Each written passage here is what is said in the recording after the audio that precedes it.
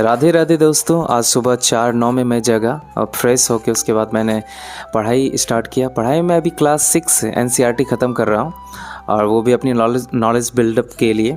तो अभी जब मैं सिर्फ नौकरी के लिए नहीं पढ़ रहा हूँ तो मुझे समझ में आ रहा है कि पढ़ना कैसे होता है। जब मुझे एक ही चीज़ें बार बार पढ़नी पड़ती है ताकि मैं उसे अच्छे से समझ पाऊँ, और हर बार जब मैं उसे रिपीट करता हूँ, पढ़ता हूँ, तो और भी बेहतरीन तरीके से वो मुझे समझ में आता है। लॉजिकल माइंड डेवलप होता है।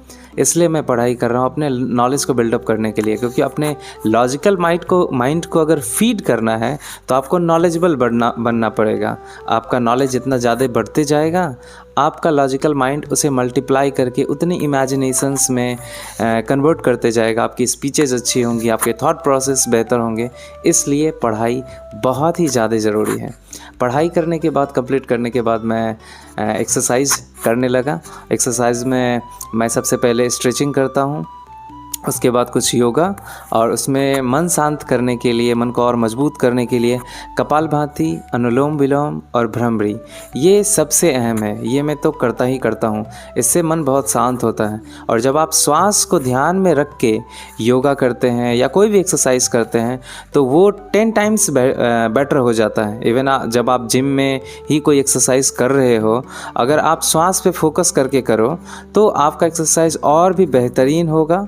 आप जितना वज़न उठाते हो डे बाय डे वो इंक्रीज़ होगा। आपकी मसल बिल्डअप में ये चीज़ें बहुत ज़्यादा मदद करती हैं। तो इन चीज़ों का ध्यान रखना चाहिए। योगा में मैं सूर्य नमस्कार बहुत ही ज़रूरी है मेरे लिए। सूर्य नमस्कार से पूरा बॉडी अच्छे से फ्लेक्सिबल हो जाता है। और अपने बॉडी को वार्म अप करने के लिए मैं पर्वत आसन, भुजंग आसन, इसे मैं लगातार करता हूँ।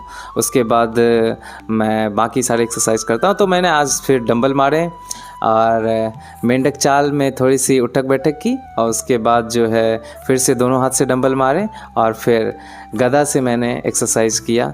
गदा बहुत ही बेहतरीन होता है, जो आपके शोल्डर्स को खोलने में, आपके ओवरऑल स्ट्रेंथ और बैलेंस को बनाने में बहुत ही ज़्यादा मददगार साबित होता है।